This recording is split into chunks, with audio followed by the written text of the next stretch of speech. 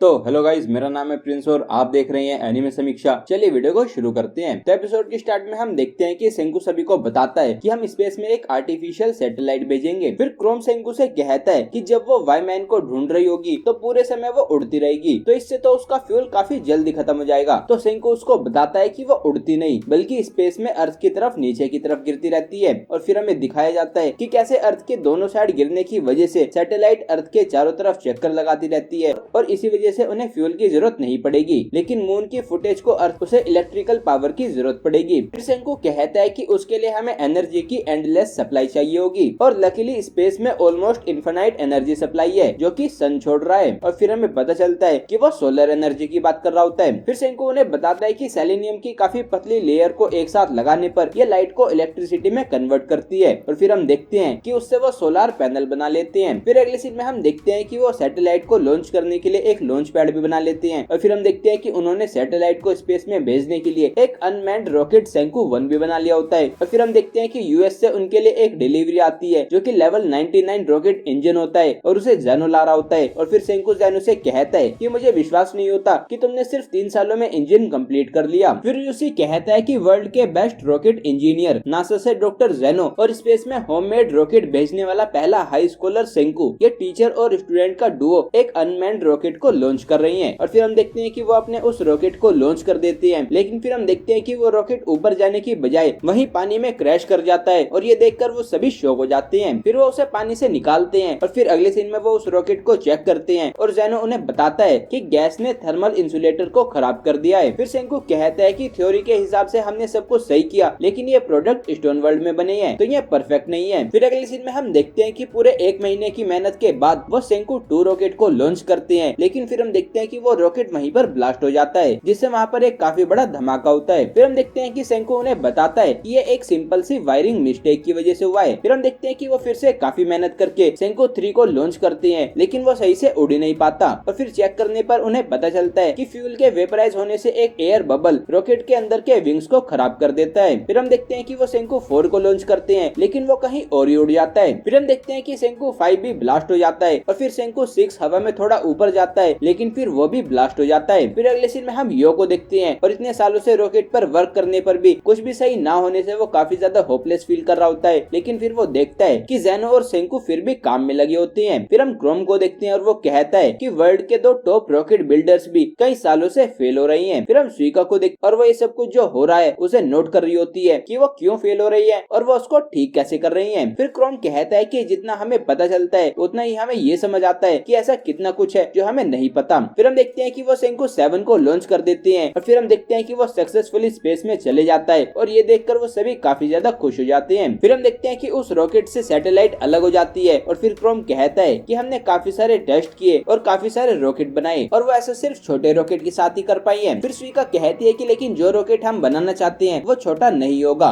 वो कहती है कि साई ने कैलकुलेशन करके हमें बताया था कि हमारे वाले रॉकेट को 5 गुना बड़ा होना पड़ेगा। तो फिर हम देखते हैं कि ये सुनकर क्रोम सोच में पड़ जाता है। फिर अगले सीन में हम देखते हैं कि उन्हें उस सैटेलाइट से अर्थ की इमेज मिलने लगती है और उसे देखकर चेल्सी कहती है कि पैनामा कनाल पूरी तरह से क्लोज हो गई है और अफ्रीकन डिजर्ट हरे भरे जंगल बन चुके हैं। फिर यूसी कहता है कि हमारे स्पेस डेवलपमेंट के लिए हमें जितनी हो सके उतनी मैन पावर की जरूरत होगी। और फिर सेंकु उससे कहता है कि इसलिए तुम्हें हमारे न्यू इम्प्रूव्ड ग्लोब को यूज करके सभी 7 बिलियन पीपल को रिवाइव करने का एक प्लान बनाना होगा और उसके लिए रूसी और चेल्सी दोनों एक टीम बनकर काम करेंगे। फिर हम देखते हैं कि वो स्पेस में एक और रॉकेट भेजते हैं जिसमें उनका टेलीस्कोप होता है, जिससे वो मून का सरफेस देख पा रहे होते हैं। और फिर कोहाकू कहती है कि अब बस मुझे अपनी आंखों से देखकर वाई मैन को ढूंढना है। जेनो से कहता है कि हमें ये इमेज डाटा के रूप में मिल रही है तो तुम्हारी आंखों से कोई हेल्प नहीं होगी। तो फिर सेंकु उससे कहता है कि इसे कम मत समझो, इसने हवा से ली गई फोटो में ऑयल फील्ड को ढूंढ लिया था। सेंकु कहता है कि इसका कंसंट्रेशन और इसकी ऑब्जर्वेशन कमाल की है। तो जेनो कहता है कि सही कहा। फिर हम स्विका और क्रोम को देखते हैं और फिर स्विका कहती है कि अगर उन्होंने वाई मैन को ढूंढ लिया तो वो मून पर जाने के लिए निकल जाएंगे। तो फिर क्रोम उससे कहता है कि उस केस में हमारे पास क्लियर टाइम लिमिट होगी और हमें उस समय से पहले अपना राउंड ट्रिप रॉकेट पूरा करना होगा। फिर वह सोचता है कि लेकिन हमें 5 गुना बड़ा रॉकेट बनाकर उसको टेस्ट भी करना होगा और इसमें कई साल लग जाएंगे, तो अब हम क्या करें। फिर अगले सीन में हम देखते हैं कि कोहाको को स्क्रीन पर कुछ दिखा होता है और फिर वह उसे सेंकु और जेनो को दिखाती है और कहती है कि ये चीज बार बार अपनी शेप चेंज कर रही है। फिर हम देखते हैं कि उसे देखकर सेंकु कहता है कि वाई मैन आखिरकार हमने तुम्हें ढूंढ ढूंढ ही लिया और फिर कोहाको कहती है कि अब हम वाई मैन पर अटैक कर सकते हैं। फिर हम देखते हैं कि ये सब कुछ सुइका देख रही होती है और वो कहती है कि अब वो अपने वन वे रॉकेट से यहाँ से चले जाएंगे और ये सोचकर वो काफी ज्यादा सैड हो जाती है और क्रोम भी काफी ज्यादा परेशान होता है। फिर हम उनकी रिसर्च लैब का सीन देखते हैं जहाँ पर यूसी, फ्रांशा और कासेकी होती हैं और फिर कासेकी कहता है कि अब हमारे मैन रॉकेट बनाने का टाइम आ गया है। फिर फ्रांशा कहती है कि हमें इसके लिए ग्लोबल कोऑपरेशन की जरूरत पड़ेगी। तो यूसी उससे कहता है कि हम एस्ट्रोनॉमिकल स्केल पर पूरी ह्यूमैनिटी को साथ ला रही हैं। तभी हम देखते हैं कि ये बात क्रोम सुन लेता है और उससे उसे एक ऐसा आइडिया आता है जिससे वो सभी को अर्थ पर वापस ला पाएंगे। फिर हम देखते हैं कि वो एक मीटिंग करता है जहाँ पर एक तरफ सेंकू और जेनो होते हैं और दूसरी तरफ क्रोम और सुइका होती है और फिर क्रोम उनसे कहता है कि हम वन वे रॉकेट नहीं बनाएंगे बल्कि हम एक राउंड ट्रिप रॉकेट बनाएंगे। सेंको से कहता है कि टू वे रॉकेट काफी बड़ा होना चाहिए और हमें उसके काफी सारे टेस्ट भी करने होंगे और उसमें काफी टाइम वेस्ट हो जाएगा। तो फिर क्रोम उनसे कहता है कि हमारी रूकी साइंस टीम एक अमेजिंग आइडिया के साथ आई है और फिर वो उन्हें काफी बड़ा पोस्टर दिखाता है और कहता है कि हम एक काफी ज्यादा बड़ा रॉकेट बनाएंगे जो हमें मून पर ले जाएगा और वापस भी ला सकेगा। क्रोम कहता है कि हम उसे 5 पार्ट्स में स्प्लिट करके लॉन्च करेंगे और मून पर उन्हें वापस जोड़ देंगे। ये सुनकर सेंको उन्हें बताता है कि जिस स्पेस स्टेशन में ब्याकुया और उसकी टीम थी उसे भी पार्ट्स में लॉन्च करके स्पेस में वापस से जोड़ा गया था। फिर जेनो उन्हें बताता है कि नासा ने इस आइडिया को कंसिडर किया था लेकिन उसको डिजाइन करना काफी ज्यादा मुश्किल है और उसके लिए कई मिलियन पार्ट्स की जरूरत पड़ती है। फिर ये सुनकर यूसी कहता है कि तो अगर पूरी ह्यूमैनिटी साथ में आ जाए और उन मिलियन पार्ट्स को बनाए तो हम टू वे रॉकेट बना सकते हैं। ये सुनकर जेनो कहता है कि काफी अच्छा आइडिया है लेकिन ये काफी ज्यादा डिफिकल्ट है। तो क्रोम उसे कहता है कि तो फिर तुम इन सबसे क्यों नहीं पूछते कि उन्हें किस प्लान के साथ जाना है। तो ज्ञान उसे कहता है कि इससे पेट्रिफिकेशन डिवाइस का सीक्रेट लीक हो जाएगा। तो क्रोम कहता है कि तो फिर जो यहाँ पर इस मीटिंग में है उनसे इस पर वोटिंग करा लो। तो फिर हम देखते हैं कि सेंको जेनो से कुछ कहता है और फिर यूसी कहता है कि ये इस स्टोन वर्ल्ड की पहली डेमोक्रेटिक वोटिंग है और फिर हम देखते हैं कि साई ने वोटिंग के लिए प्रोग्राम भी बना दिया होता है और फिर हम देखते हैं कि उसमें उन्हें वन वे रॉकेट के लिए 1 और टू वे रॉकेट के लिए 2 प्रेस करना होता है और फिर अगले सीन में हम देखते हैं कि वोटिंग कंप्लीट हो चुकी होती है और अब वोट काउंट करने की बारी होती है और फिर हम देखते हैं कि पूरी काउंटिंग होने के बाद टू वे रॉकेट जीत जाता है और अब वो राउंड ट्रिप रॉकेट बनाने वाले होते हैं और इससे वो सभी काफी ज्यादा खुश हो जाते हैं। फिर हम देखते हैं कि शायद चेक करता है कि वन वे और टू वे बटन पर हर पर्सन को कितने वोट दिए गए होते हैं और फिर वो देखता है कि वन वे के लिए 0 और टू वे के लिए 10 वोट्स दिए गए होते हैं और ये देखकर वो खुश हो जाता है। फिर हम देखते हैं कि ओकियो सेंको से कहता है कि तुम्हें पता होगा कि मैं तुम्हारी और जेनो की सभी बातें सुन पा रहा था। फिर सेंको कहता है कि स्पेस में असेंबल हो सके ऐसा रॉकेट बनाने के लिए पूरी ह्यूमैनिटी को साथ में लाने का सिर्फ एक ही तरीका है और फिर वो कहता है कि इस स्टोन वर्ल्ड में अब हम इंटरनेट बिल्ड करेंगे और फिर हम देखते हैं कि एपिसोड यहीं पर एंड हो जाता है। तो गाइस ये था episode 8 of doctor stone season 4 part 3। अगर आपको ये वीडियो पसंद आई है तो वीडियो को लाइक कीजिए, चैनल को सब्सक्राइब कीजिए, प्रेस कीजिए बेल आइकन को। मैं मिलता हूँ आपसे अगली वीडियो में। Thank you.